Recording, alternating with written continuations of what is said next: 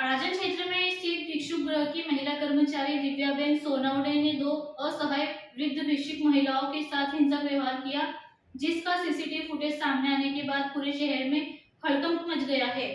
ये घटना सोमवार को श्री महाकालेश्वर महादेव साईनाथ पावनधाम शनिदेव मंदिर के बाहर हुई, जब भिक्षुक गृह की टीम भिक्षुकों को सुरक्षित स्थान पर ले जाने के लिए पहुंची थी। फुटेज में देखा जा सकता है कि दिव्याबेन ने एक वृद्ध महिला को जबरदस्ती पकड़कर पुलिस वैन तक खींचा और उसे धक्का मारकर वैन में बैठाया। दूसरी महिला के साथ भी उन्होंने हाथ उठाकर हिंसा की और उसे भी सड़क पर धक्का देकर वैन तक ले जाने की कोशिश की।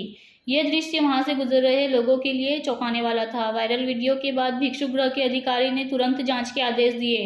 ऑफिसर इंचार्ज जिग्नेश चौधरी ने कहा कि यह व्यवहार अस्वीकार्य है और नियमों के खिलाफ है। दिव्याबेन से लिखित में जवाब मांगा गया है।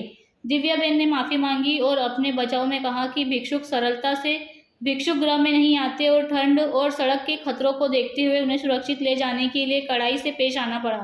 इसके बावजूद उन्होंने अपने व्यवहार के लिए खेद व्यक्त किया है। आश्चर्य की बात यह रही कि भिक्षुक गृह में अंदर दोनों वृद्ध महिलाएं दिव्याबेन के साथ सहजता से बात करती नजर आई और उन्होंने सुरक्षा का एहसास जताया। अधिकारियों ने इस पूरे मामले की गंभीरता से जांच शुरू कर दी है।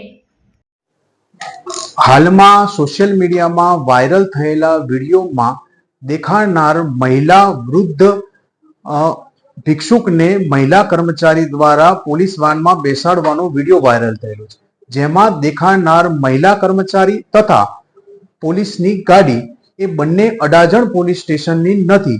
પ્રાથમિક તપાસ કરતા એવું જાણવા મળ્યું છે કે આ મહિલા કર્મચારી એ ભિક્ષુક ગૃહની હોઈ શકે છે, પરંતુ હાલ પ્રાથમિક તપાસ ચાલુ છે।